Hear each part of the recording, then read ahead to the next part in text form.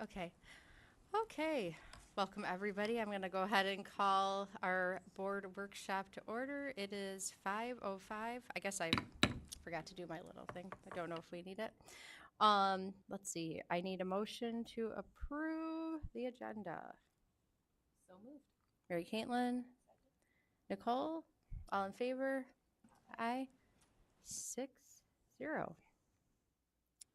Just a reminder, we are having our board workshop first and then our business meeting. And during the workshop, we get updates from folks on a variety of things. It's our opportunity as a board to ask questions and get information. So it looks a little different than our business meeting. It's not as formal because we try to gather information. So we are going to kick it off with transportation study. I know John Kidd is here, and I'm going to hand it over to Mr. Provenzano. Thank you, everyone. It's great to see everyone here. Looking forward to an informative workshop. Yes, we have Matt Stevens, John Kidd, and Chris Wojciechowski from TAS will be sharing some information on a recent study. But I'm just going to set us up, talk about where we ended up last. And it's been several months, but the team's been focusing on a few questions. And part of their analysis was, what is the earliest start time on the first tier that can be considered? So you're going to hear information. These are all things that we talked about.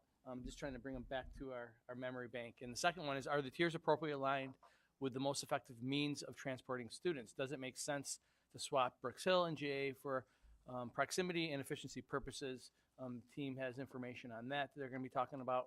And what is the latest end time on the third tier that could be considered? That's a point that we were trying to make that as late as possible. Team continue to look at options, and you'll be seeing what would be a best case scenario and how will changes to the options impact our district routes, other designated shuttle buses, athletic programs, costs, etc. We're going to show you a cost-effective way with minimal impact on the district as far as fiscal resources while maintaining all of our commitments as you see listed up there. So without further ado, John, Chris, and Matt are here to talk, and I'm going to cue you up with this. And if you want to come up here and grab this clicker, and I see you got your Buffalo Bills attire on minicamp. There you go. Just make sure that clicker is turned on. All right, yeah. Thank you, everyone, for coming and listening to me speak a little bit. We try to run some scenarios about some really good questions that were brought up the last time I was here. We dove into a lot of the data and researched a lot of the items and ran some scenarios that may be beneficial for the district. And I broke it. Is it open on the side? There's like a green button. Green button. On the side. Just slide it. There you go. There you go. Technology's never my friend, so You're doing thanks. great. I should have had it queued up for you. My fault. Yeah, all good. So just as a recap, we just like to put this slide out there. We're a third-party transportation consulting firm. All of our consulting is obviously third-party with school districts. None of the recommendations that we make impact benefit us in any way other than building credibility to our name. The slides, I'm sure, can be made available, and my contact information is on there as well. I do want to reiterate something that's very important that the district has done and is continuing to do is ridership audits. Basically, if you schedule 60 kids to ride a bus, you're not going to get 60 kids to ride that bus. There's going to be a certain percentage. What we typically see is in the older grades, the ridership percentage versus the scheduled amount of students is lower overall. And we understand that maybe you can fit 3 elementary school students on in a seat. You definitely cannot fit 3 high schoolers in that same seat. So we kind of consider that when we're adjusting routes, combining different items, when we take a look at all of our items. We do also recommend 85% ridership should be the goal, not necessarily that all of your routes should be at 85% across the state, if you're at 60%, you're doing way better than most districts. And the district is doing a very good job in comparison to a lot of their surrounding districts. So these were the two kind of options that we studied. Option number one was we wanted to take a look to see if we could combine all of the elementary schools on that first starting tier. And what that really looks like is starting everyone at 7:45, giving the full length of day to all the elementary schools, having the middle schools at the middle tier, so that second start time at 8:30, and starting the 9 through 12 grades once the schools are combined at that 9 o'clock. We really wanted to focus on getting that high school at 3:45 at the very latest. We did kind of see how much wiggle room we had. You may have 5 minutes moving it earlier, but anytime you move something a little bit earlier, it has an impact to the other schools. So right now, with the elementary school starting at 7:45, if you wanted the high school to finish their day 15 minutes earlier, you'd have to adjust the elementary schools in the same amount, if that makes any sense. The second option was putting Brooks Hill with your middle schools on that second tier, because right now JA is Jefferson Ave is with your middle schools, as they're pretty close to what your tiers are currently. But a question was brought up, does it make sense to switch those two schools because of just where they're located within the district? And it was a really great question. But keeping everything on the middle school for the grades 9 through 12 the same as well. One of the other things we talked about and then we studied were some of the walker distances. John and I looked at how many walkers you currently have. We took a look at walkers, students that live within a quarter mile of their school, half a mile of their school, and 3/4 of the mile of the school. Currently, the K through 6 is 0.25, and 7 through 12 is 0.5. One of the things that we kind of discussed and kind of wanted to take a look at is it doesn't make a whole lot of sense to have K through 6 on one mileage, because you have 6 through 8 in a different school, and it creates a bunch of logistical and operational problems. So we wanted to see how many families that really impacts. From our study, we estimate between 15 and 20 students pretty much moving forward would be impacted if that were to be changed from 0.25 to 0.5 miles. So it's a very small number of families impacted, but it could have a fairly significant impact on transportation operations. Due to, if you have a sibling in 7th and 8th grade, you pick up that the district's currently transporting that student, and just making sure that the district is being kept following all of the state regulations and keeping the options for liability to a minimum.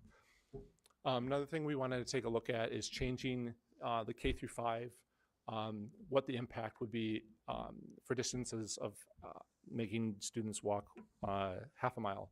And that impacts about 70 students across all elementary schools.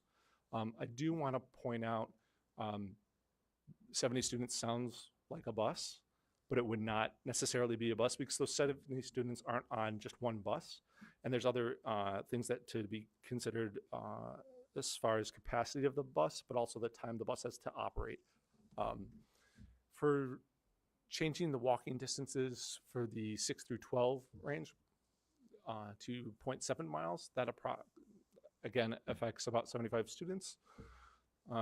Changing the walking distances really does not have a significant impact on the transportation department, just due to the resources that would be needed.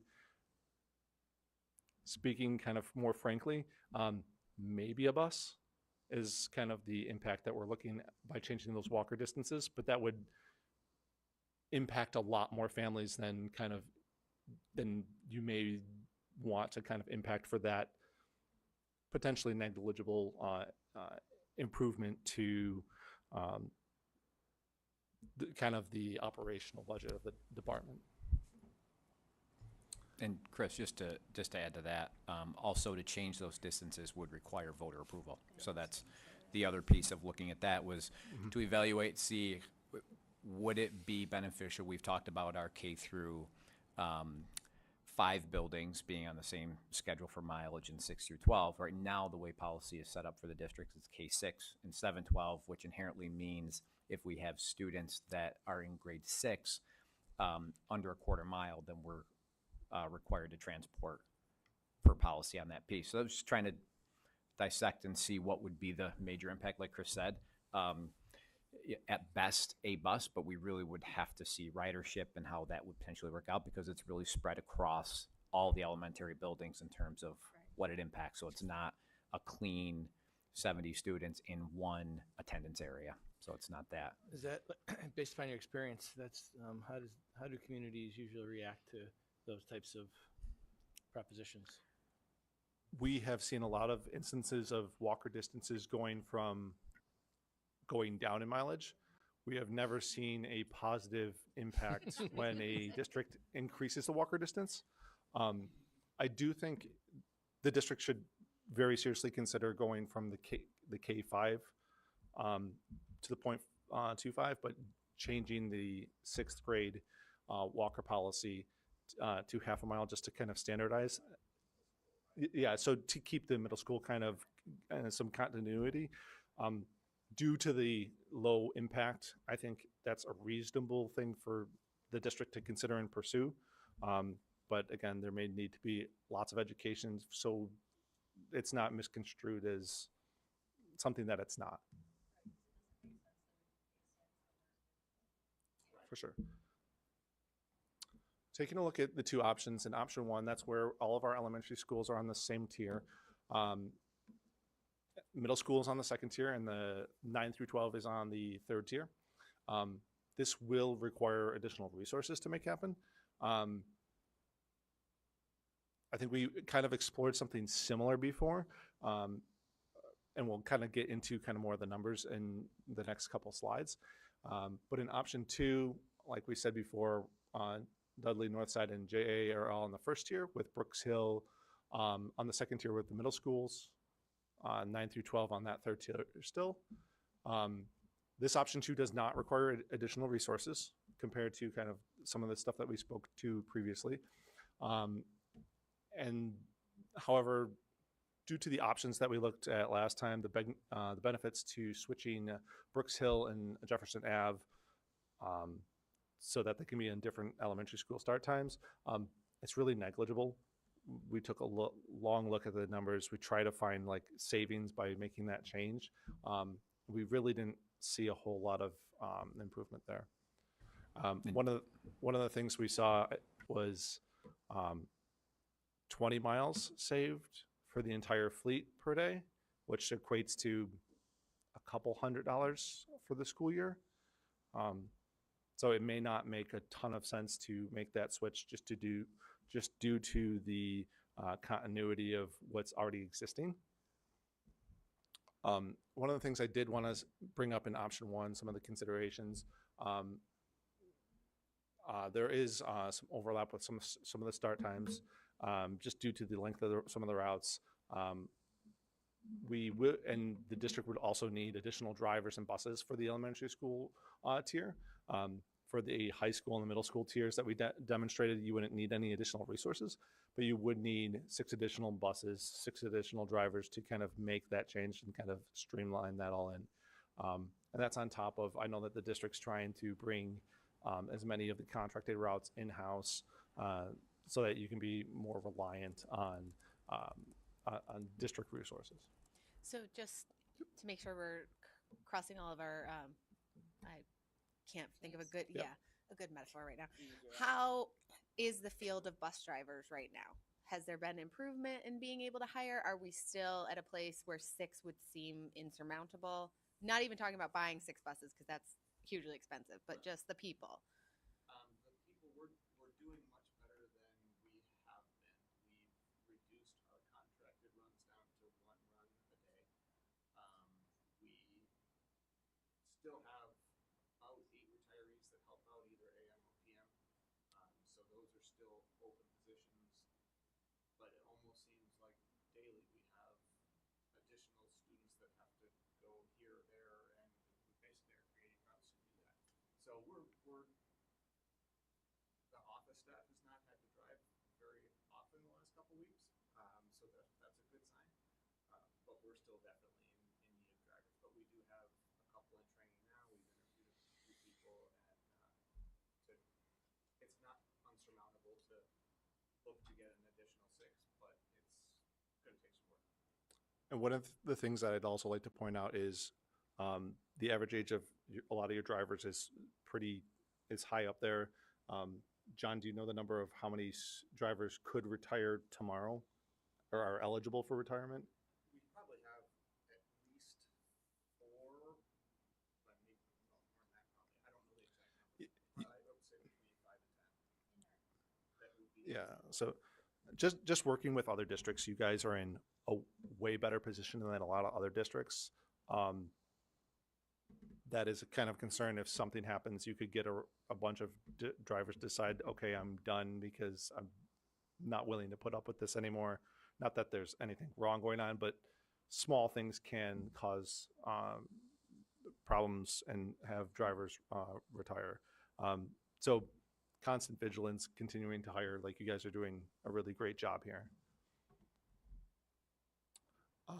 I did want to bring up the previous option that we put out there, where we were still maintaining the 3 tiers. The community is still used to kind of this tier with Jefferson Ave, with the middle schools. This does accomplish a lot of our start time goals. I believe there would be almost no student getting on a bus before 7, maybe 1 or 2 instances. out of catchment students might, just because they're not the bus set to travel further. And that's a huge improvement on what is currently going on today with a lot of your secondary students getting on well before 7 o'clock. Yeah, very, very early for those students. So this does maximize after-school transportation opportunities. The number of buses needed for the 9 through 12 is significantly less than your elementary or middle school tiers. So you would have drivers available as soon as the high school day is finished. So if there's any after-school activities that need transportation, those can be made available. This option does save 2 drivers onto what you're currently doing. And this does, again, reduce your reliance on outside contractors, and does allow for kind of more daily substitutes, utilizing your retired drivers that are helping out to be kind of fill more in that substitute role and kind of give you that buffer where you're not having to scramble on a daily basis. I know that there's a lot of things that we discussed. I know that this board is really awesome at asking really good questions. I appreciate all the questions, but any comments or questions that you guys have for me? This option 3 previously studied compared to option 2, just besides the Brooks Hill JA switch, it looks almost identical. Why is this one a little better then? Why does that switch make this a 2, saving 2 drivers versus the other one? So the other one would have the same amount. It would Same have amount, that okay. 2 savings versus what you have today. The only benefit for this over the option 2 that we have here is the kind of the continuity with what the community is kind of used to. Yep. And That again, the neighborhood especially. marginal potential. There's also, savings. we were thinking, would there be an impact with traffic? Because JP, they're all right there. Right, yeah, and so traffic was something that we Brooks Hill. that I took into consideration. We take a look at, and I don't think I shared this significantly with you guys, and I apologize. But we take a look at how many cars drive on certain roads and on certain times. The traffic may get slightly worse. Just, I mean, obviously you're shifting when parents are going to be dropping their students off. I was thinking with the Brooks Hill being not the same time as JP, it would alleviate. The option 2. Yeah, I think because you should come to Hulbert. yeah. And you can get up at 7 o'clock in the morning and you can witness what happens. And I'm sure. No, in I the was just saying it would be mornings- a plus, not necessarily keeping it the same because that's what people are used to, but honestly thinking about the fact that traffic, yeah, with both schools at the same time. People are so kind at drop off. Is that Yeah. the word? But yeah, we did take a look at how many cars pass certain roadways at certain times of the day. There's not a huge difference, but I understand like school drop off and buses coming in. Like it's hard to kind of extrapolate that when it doesn't exist currently. Maybe other drivers avoid that area at that time. So a lot of things can change, but it is something that we kind of consider if there's a huge impact in the number of drivers around the school at a certain time of day. Obviously, outside of start times, we take that into consideration. So for our question that we had posed on, earliest starts, latest end of the days, is 3:45 an acceptable end of the day time in terms of functioning for the high school? I think that's in the eye of the beholder, but I think that it is doable. Everyone will have a different thought on that.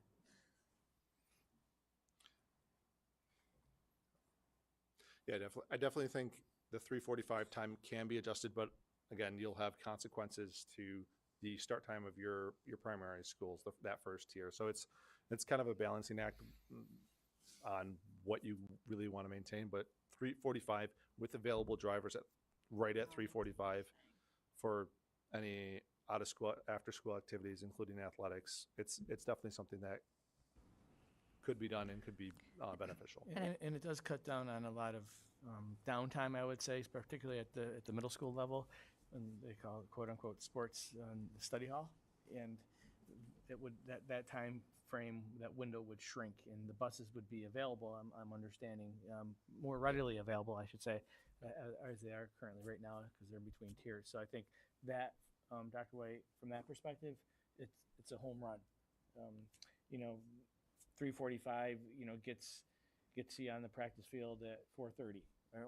So that's where it gets like, okay, well, we're gonna need, practically speaking, we'll be going an hour later into the night. So if we're ending the practices at 9 p.m., now we're gonna be ending 10 o'clock.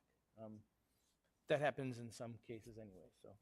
It does already happen in many cases Well, then because it'll we be have to 11. wait. I know, we have to wait for other districts that are on a later, so I don't see that Yeah. changing. And we are starting to see other districts in your conferences for sporting events starting to shift to Yep. something similar where your older students are starting their day later. And due to your driver situation being as positive as it is, you're in much better shape than some surrounding districts. I keep forgetting that we don't have to worry about a shuttle as well. That's a good point. So, if you're at Minerva and you need to get to the high school, they'll already be there, which alleviates that as well. And that was a big kind of contributor to being able to save on some routes, is you don't need things like that shuttle, or you don't need athletic trips during afternoon dismissal. Right. Or for clubs, they're already there. So logistically speaking, from a transportation perspective, these are the options, and some are better than others. Some are more cost effective than others, and I think we appreciate the narrowing this down in such a wide open conversation. So can I ask then, so kind of our big roadblock for discussing start times change was ensuring transportation could happen. We now see we have these options. Oh, you're already on the slide for this. Okay. No, I was going to say, so what's the next steps Yeah, then? I appreciate it, and we've been talking a lot about that, and how do we move forward? The data is there, and we've measured a couple different times. Appreciate the diligence. Thank you for going back and measuring again and looking at other pieces. But there's lots of questions out there. We're going to have a school start times panel discussion. It's going to be recorded and shared with the community. We're not going to make it a live event because people are having a hard time getting here. We're just going to have it available. It's going to be on YouTube, and we'll be sharing it periodically throughout the next several weeks and months. And experts are going to be there talking about some of the medical benefits, and we'll have some principals there to talk about some of the logistical pieces that the community was focused on. But the one thing that we're going to do, and we're going to be saying a lot of it, is a lot of this stuff we just have to go through. We're not going to be able to, manage all the what if scenarios because we're not sure like how it's going to impact clubs. We think it might. We know that it will impact, when teachers can have access to students. Will force us to do some things differently. We're just going to acknowledge those and know that those are things that we're going to have to really pay careful attention to. And we're also going to be looking at the budgetary implications because I definitely know the board does not want any surprises. So we're going to continue to dig at the costs associated with wraparound care, not having hard numbers for you, but having a framework for you within the next several weeks to a couple months to have that information as we study and talk to other local area districts who are studying this. What are they finding? And some who have actually went through the change. I will have a full recommendation to the board by October 24th. I mean, it could be before October 24th, but it will be no later than October 24th with this information. Yeah, I think the panel will be helpful across the board, and also the opportunity for our admins to collaborate with schools that are already in this or possibly thinking about it.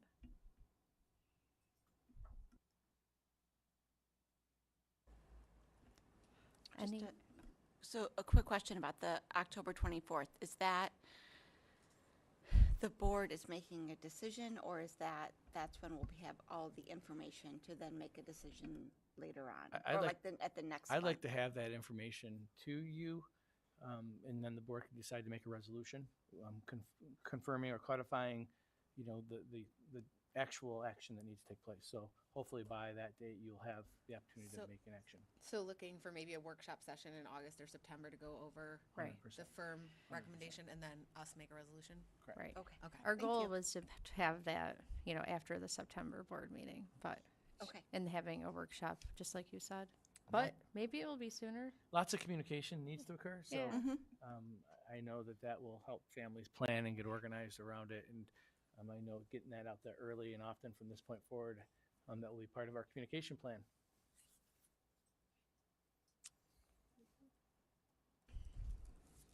Other questions or comments?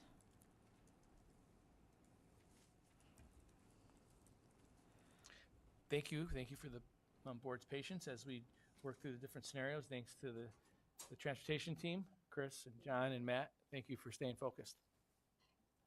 Thank you.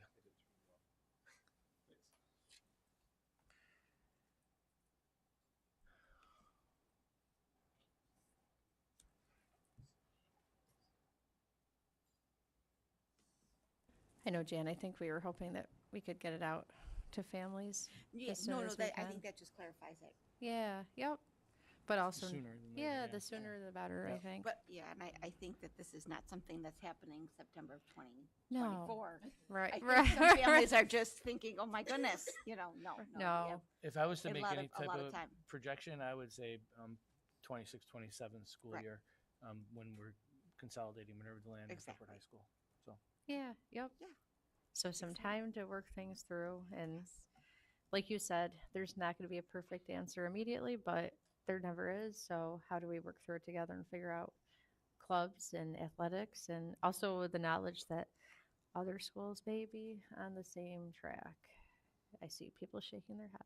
Okay. So I'm excited for this one.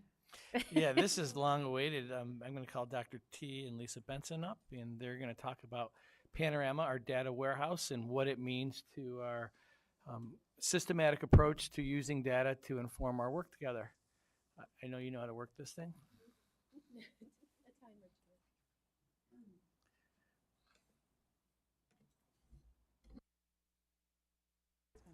All right. Hi. Good evening, everyone. So I don't know how exciting this is going to be, other than data nerds like us are very excited for the unveiling of our Panorama. The reason I say it's not all that exciting today is because this is a really wonderful system, and it's dynamic, and it allows you to drill down. And we're not going to do that today, but we know we can. So we're just going to give you some screenshots and some overviews of where we're headed. Okay. Lisa will jump in at any point. But just a reminder, turned it off on me. Just a reminder that everything that we're doing when we talk about Panorama really is about MTSS. And so we want to be able to be responsive to our students' needs, both academically, social, emotionally, and behaviorally. And having a robust system like Panorama allows us to do that in a way that we haven't been able to yet.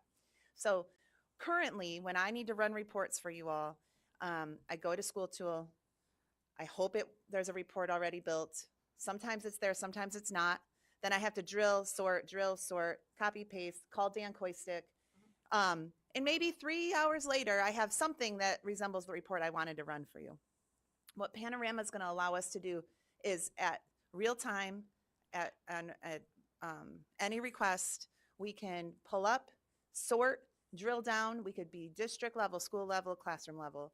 And it really allows us to get to that granular level that allows teams to really build interventions that matter for kids. So I'm going to just walk you through a couple things. So this is the process that we would be using when we're setting, when we're pulling data.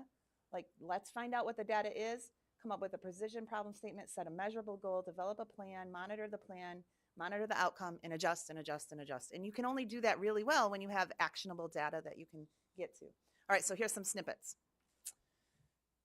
This is a screenshot of a district overview for Panorama. Right now, the data is as good as the data that we're feeding it. So we have academic data, we have attendance data, and we have some behavior data. We will also have SEL screener data coming, and that screener is happening the first time this spring. Our mental health team has worked. Is it mental health? Do you want to speak to that a little bit? Sure. On the last superintendent's conference day, Deb had the mental health department look at the different screener options from Panorama. It's all research-based, and this is so exciting. It's nationally normed. So it's not just qualitative data on, I know, on what students' opinions are. It can at least compare how one student is rating their experience to other kids across the country. So it makes it a much more meaningful data point. So yeah, so we've been in the process of selecting what items we want on our screener, and the folks at Panorama have been building it, and it is all built and rostered right now. We're just kind of going through Yeah, okay. go ahead. I don't know how much detail you want. You can just like stop if it's too much. Well, their kids will be taking it. That's right. If they don't opt them out, so. Yeah, so I was meeting with Deb Miles this afternoon, actually, and we were going over, okay, so we need to notify the community, give them an example of what it looks like, give folks the opportunity to opt out if it's not something that they're comfortable with. So all of that communication will be coming out shortly to families. And then for like the second week of June, we'll have kids sit down and take the screener. It takes about 10 minutes for the big guys and about 15 minutes for the littles. We're administering it down to third grade. Third grade is the youngest that a student can do a report right now for grades K through 3. Because we're part of the primary project, classroom teachers are already filling out screeners at the beginning and end of every school year. So we weren't going to have them do an additional screener at this point. That would just be an awful lot of work. But right now we're going to focus on grades 3, actually through 11. We're not going to screen our seniors because they're on the way out the door. But we'll do we'll do our pilot through grade 11, and then we'll repeat it again in the fall, just like all of our screeners that we do 3 times a year. This will be another part of it. So just since you brought it up, what's the purpose? So what's the goal with these screeners? Oh, yeah. So great question. So the purpose of the screener is that it allows us to be proactive, because right now we primarily rely on office discipline referrals to identify externalizing behaviors. We don't have a consistent way of identifying students that are more internalizing, right? They hide it. It's inside. We can't see it. So for those students, we're really dependent on a teacher advocating or a parent advocating. And while that's always part of, helping students and identifying their needs, it's reactive, right? Because we're waiting for someone to identify the problem. What we want is to be proactive and catch all of the kids, not just the kids who happen to have a particularly well-trained eye on them.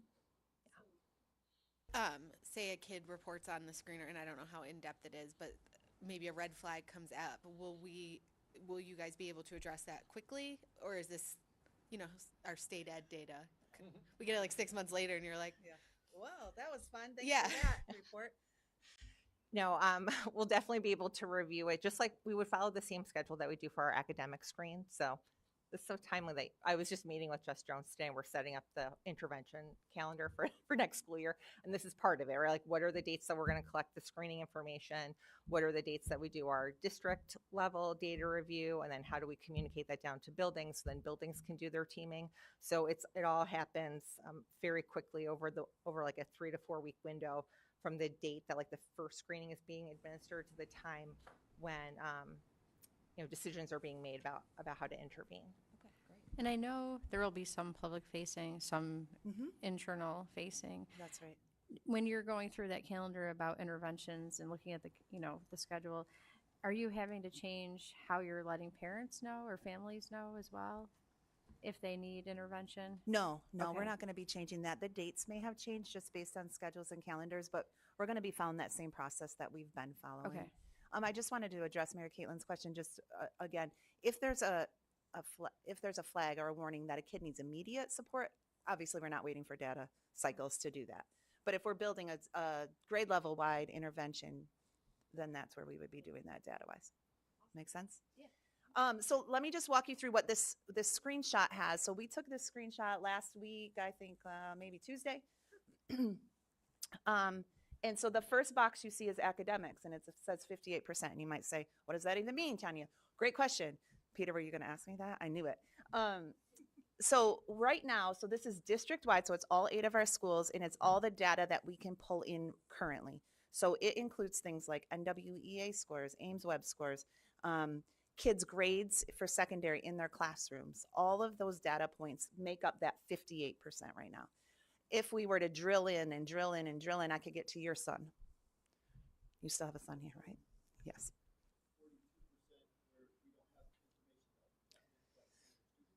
No, it just means that we're at a 58 out of 100 academically. And so what that picture looks like is a little bit gray right now because we're still learning all the pieces that go into it. So don't be scared by that number.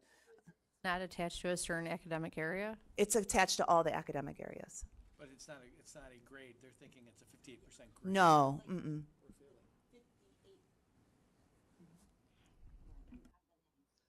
Yeah. So when we pull in all the data we have for kids across all of our 8 of our schools, including state reports, nationally normed reports, and then grades kids are earning in classes, all classes, it comes out to be a 58% out of 100. It's not a grade. It's not necessarily anything. It's a wonder. It's a question. It's a, let me drill in. Let me look at Minerva specifically. Let me drill into algebra. Let me go. Because for every report that pulls up, these are all hyperlinks. You just click it, click it, click it, click it. You keep going all the way in. Go ahead. So academics, I mean, just looking at the different percentages, that does sound like it's a ton. Attendance, easy, right, in terms Yep. of data Yep. point. It's just everybody's attendance. Behavior, not quite sure it's easy, but it's based on what number of reports that put into the system. Suspensions and So referrals and all of that. 97% 's good Mhm. that we don't have most without Yep. behavioral challenges. But yeah, the academic one, I mean, I can understand you're saying state and Yeah. NWA. but Yeah. When you throw state stuff in there, like, whew. Yeah. It doesn't calculate, the state stuff doesn't calculate to. Right. It just, If you got a 2 on your and that's New York why I guess State it's not ELA, intuitive. It's like, Right. I don't know how to put I my don't love mind that around part. one. Right. It's not that box specifically is not intuitive. And to be honest with you, neither is attendance or behavior, because that looks like we're doing fine. But we've talked about this, right? We know that we have gaps across our district in many areas, including chronic absenteeism. So if we just look at that and are happy with a green box, we're not doing our job. Right. Okay. We actually know that attendance data is not correct because in doing the checks and balances with Panorama, Amy Sessler and I were like, oh, it's not pulling data correctly from school tool. You're missing all these tardies. So like we found errors in it. So this is still, it isn't live yet. We're still checking to make sure that things are feeding. So being built and correctly. being tested. So, Yep. Yeah.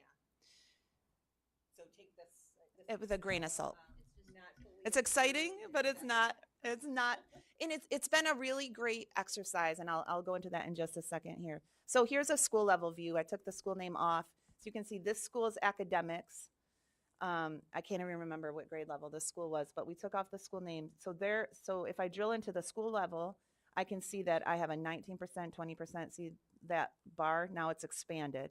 Then I can drill in even more and get down to the kid level. So if you go to the next, here's the individual data for kids. So then you can look at a classroom teacher, you could look at a grade level, you can go all the way in to diagnose where is the issue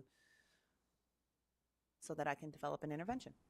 So under academics, that's one of them would be NWEA, one might be a state test. Yep. Ames internal. Web. Yeah. And the way it's set up is that if the child is low in any one area, they flag. So it's not like you have to, have an at-risk score in multiple points in order to show up. It's built so that if anything dips, you flag. The 13 is a Is sign, a- let's drill in and see what's going on. Yep. We need to know more about that child and It what's also going on. tells us- It also tells us about our current assessment suite, though, too.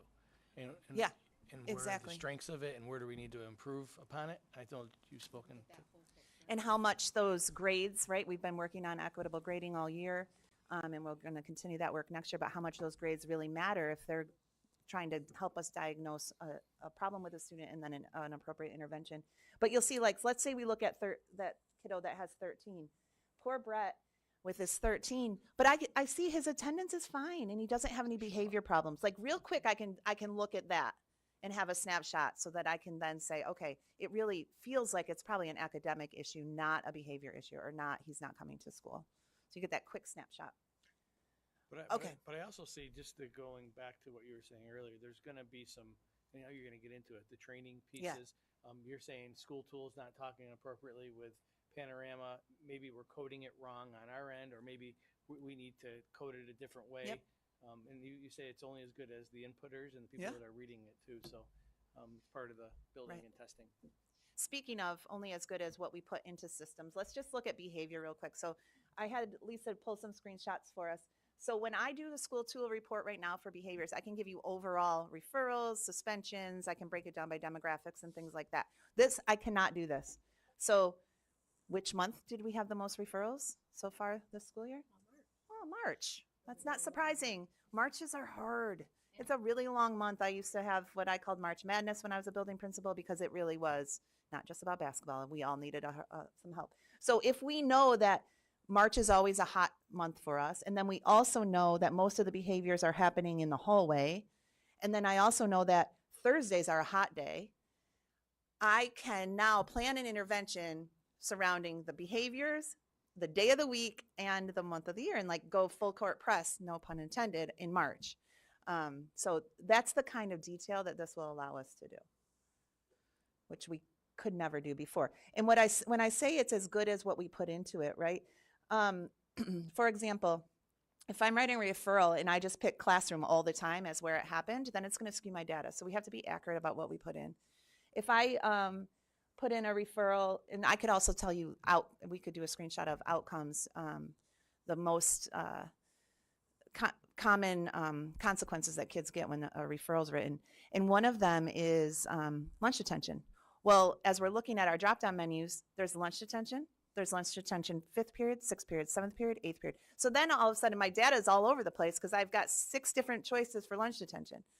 5 different choices for restorative. Yeah. Why everybody have 5 choices? And then you can also choose multiple responses. So if my admin team is responding and they're like, yeah, we made a parent phone call and we also did a restorative conversation and they had a lunch detention, and they decide it's too much work because I'm just going to pick 2. Then I don't have an accurate number, right? So we've got to do some norm setting with our people on what it is that we want to make sure is input into the system. The other thing that it's exposed to us too is that we've got a lot of choices for behaviors. So if we think about like insubordination versus defiance and disrespect, those are 2 choices. They feel very, very similar. And so our PBIS district-wise team is actually working on common definitions so that we can get accurate data put into our systems.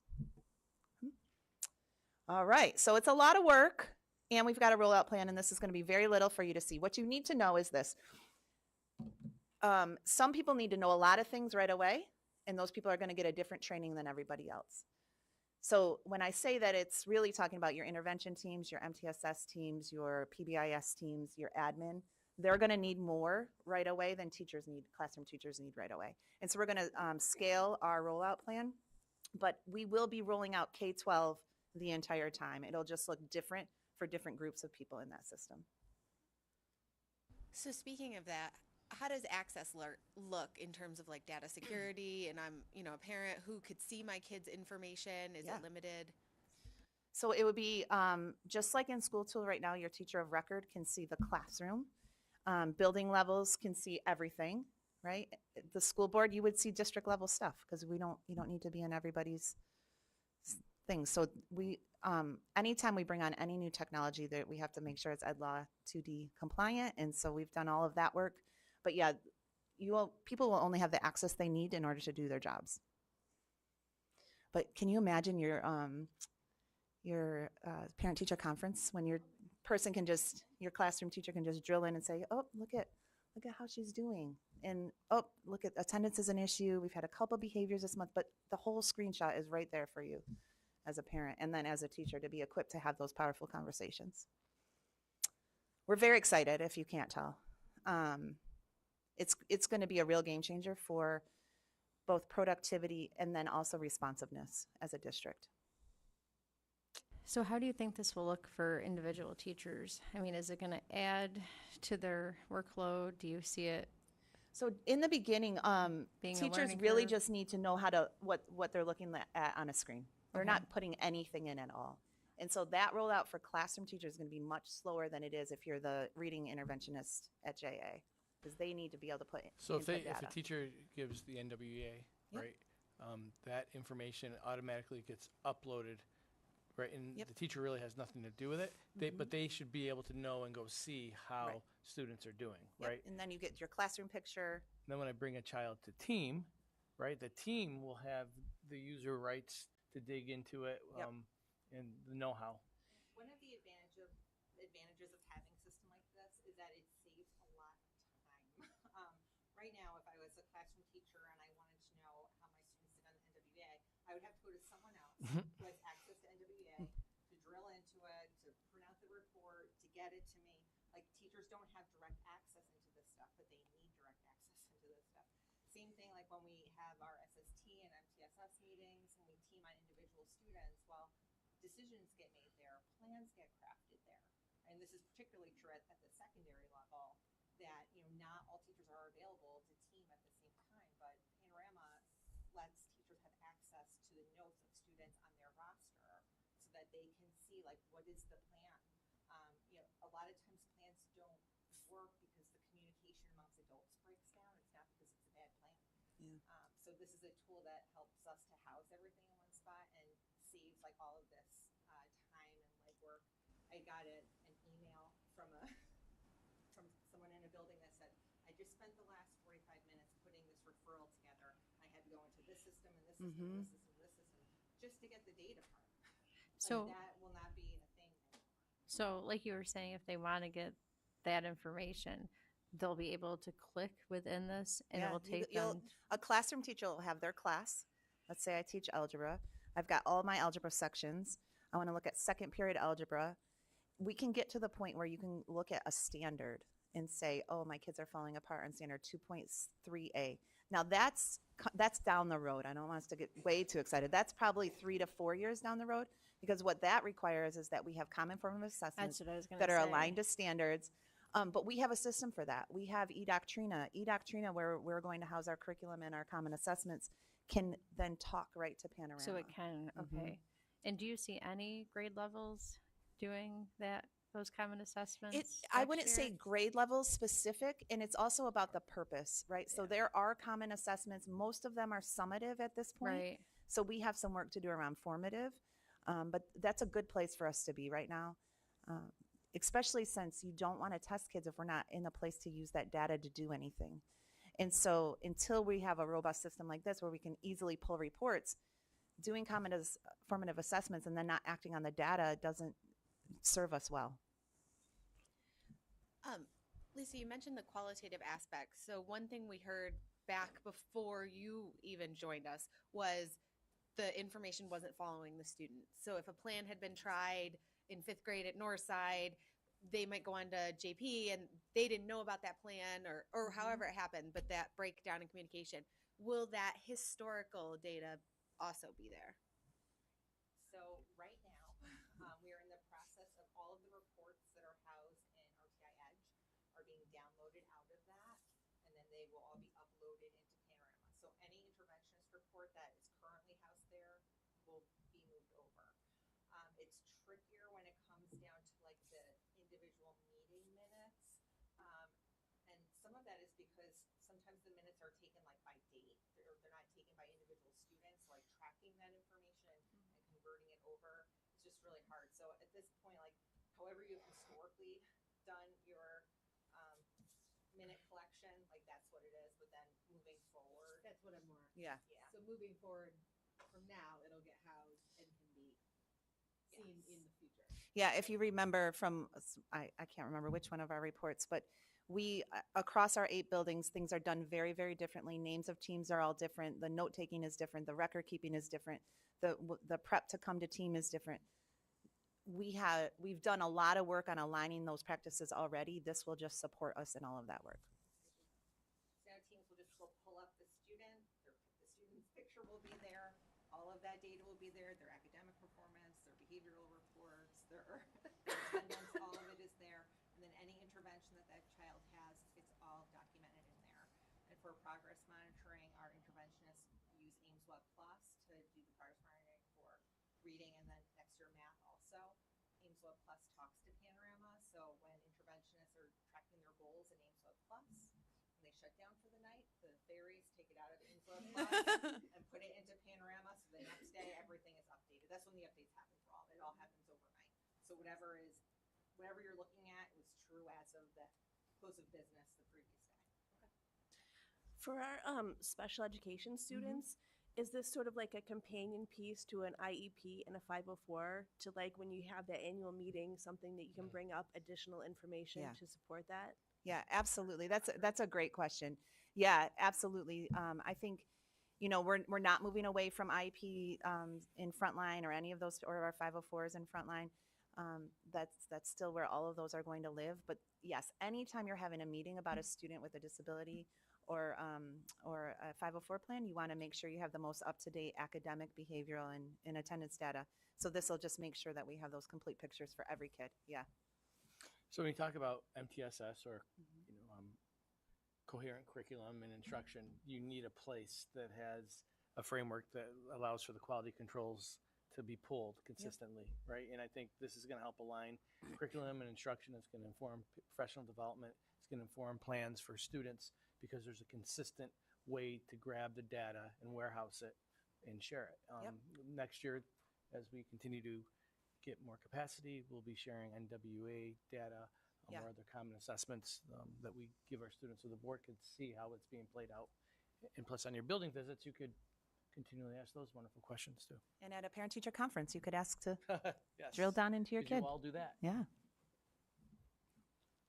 Any other questions for us? So that's a preview. Stay tuned. And thanks for putting up with our screenshots for now as we're Yeah, are there any continue to other learn. questions though, for real? Any thoughts, questions? All right. Okay. Thank you all. Thanks. Thank you for being so excited about it too.